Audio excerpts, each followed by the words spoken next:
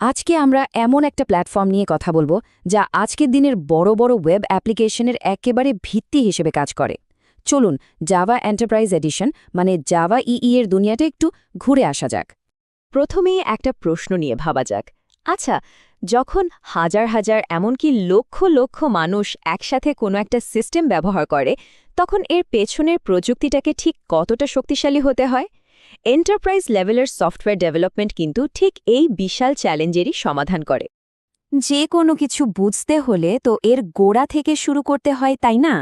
আমাদের এই গল্পের গোড়াটা হল জাভা এসই বা স্ট্যান্ডার্ড এডিশন।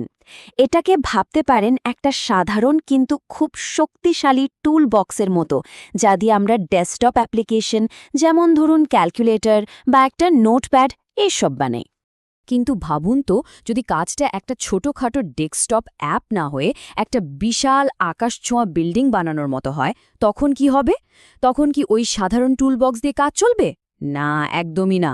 তখনই আমাদের আরও বড়, আরও উন্নত কিছুর প্রয়োজন হয়। একটা বড় এন্টারপ্রাইজ অ্যাপ্লিকেশনের চ্যালেঞ্জগুলো কিন্তু একেবারেই অন্যরকম। এখানে একদিকে যেমন হাজার হাজার ব্যবহারকারীকে একসাথে সামলাতে হয়, তেমনি তাদের ব্যক্তিগত আর সংবেদনশীল ডেটার নিরাপত্তাও নিশ্চিত করতে হয়। আবার ব্যবসার যে জটিল নিয়মকানুন, সেগুলোকেও নিখুঁতভাবে চালাতে হয়। বুঝতেই পারছেন, এর জন্য সাধারণ টুলবক্সের চেয়ে অনেক বেশি কিছু দরকার। তো পার্থক্যটা তাহলে পরিষ্কার, তাই না? একদিকে আছে জাভা এসি, আমাদের সেই সাধারণ টুলবক্সটা যা ডেস্কটপ অ্যাপের জন্য দারুণ, আর অন্যদিকে আছে জাভা ইই, যা আসলে একটা পুরো ইন্ডাস্ট্রিয়াল টুলকিট। এর জন্মই হয়েছে বড় বড় জটিল ওয়েব অ্যাপ্লিকেশনের সমস্যা সমাধান করার জন্য। তাহলে এই জাভা ইই জিনিসটা ঠিক কি?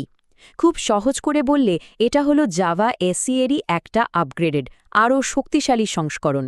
এটা কিন্তু একদম নতুন কোনো ভাষা না, বরং এসি এর ফাউন্ডেশনের উপর তৈরি করা একটা বিশাল পরিকাঠামো, যা কিনা ওই আকাশছোঁয়া বিল্ডিং বানানোর জন্যই বানানো হয়েছে।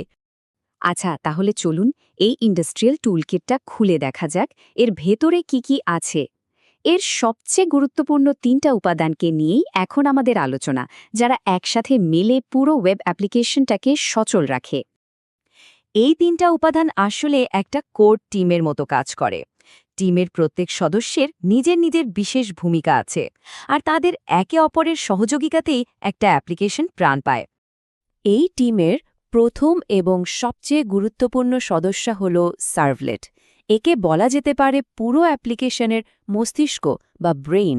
মানে ব্যবহারকারী যখন কোনো অনুরোধ পাঠায়, তখন কি করতে হবে, কোন ডেটা লাগবে, এই সমস্ত লজিক আর সিদ্ধান্ত কিন্তু সার্ভলেটই নিয়ে থাকে। ব্রেন তো লজিক সামলালো, কিন্তু ব্যবহারকারী স্ক্রিনে কি দেখবে? এখানেই আসে জেএসপি, মানে অ্যাপ্লিকেশনের মুখ বা চেহারাটা। সার্ভলেট ডেটা প্রসেস করার পর সেই ডেটাগুলোকে সুন্দর করে সাজিয়ে ওয়েব পেজে দেখানোই হলো জেএসপির কাজ। মানে এটা হলো অ্যাপ্লিকেশনের প্রেজেন্টেশন লেয়ার। আর টিমের তৃতীয় সদস্য হল জেডিবিসি। ভাবুন, অ্যাপ্লিকেশনের সব তথ্য তো আর হাওয়ায় ভেসে থাকে না, সেগুলো একটা ডেটাবেসে স্টোর করা থাকে, তাই না? তো সেই ডেটাবেসের সাথে সংযোগ স্থাপন করা, সেখান থেকে ডেটা নিয়ে আসা বা নতুন ডেটা যোগ করার কাজটাই করে জেডিবিসি। এটা হলো ডেটার গোদামের সাথে সরাসরি যোগাযোগের লাইন। তাহলে চলুন পুরো ব্যাপারটা একসাথে কিভাবে কাজ করে সেটা একটু দেখি। ধরুন ব্রাউজারে একটা লিঙ্কে ক্লিক করা হলো, সাথে সাথে অনুরোধটা চলে গেল সার্ভলেটের কাছে, মানে আমাদের মস্তিষ্কের কাছে। মস্তিষ্ক তখন জেডিবিসিকে ব্যবহার করে ডেটাবেস থেকে দরকারি তথ্য বের করে আনলো।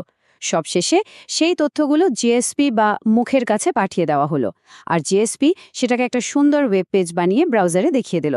কি দারুণ একটা সমন্বয়, তাই না? তো আমরা দেখলাম এই অসাধারণ ত্রয়ী কিভাবে একসাথে একটা অ্যাপ্লিকেশনকে জীবন্ত করে তোলে।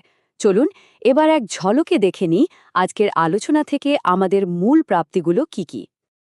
মূল যে কথাটা মনে রাখতে হবে তা হল জাভা এসি হল ফাউন্ডেশন, আর জাভা ইই হল সেই ফাউন্ডেশনের ওপর বড় কিছু বানানোর এক্সটেনশন। আর এর কেন্দ্রে রয়েছে সার্ভলেট, জেএসপি আর জেডিবিসির এই শক্তিশালী টিম।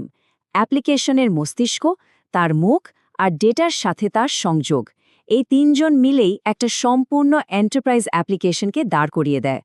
শেষ করার আগে একটা প্রশ্ন রেখে যাই।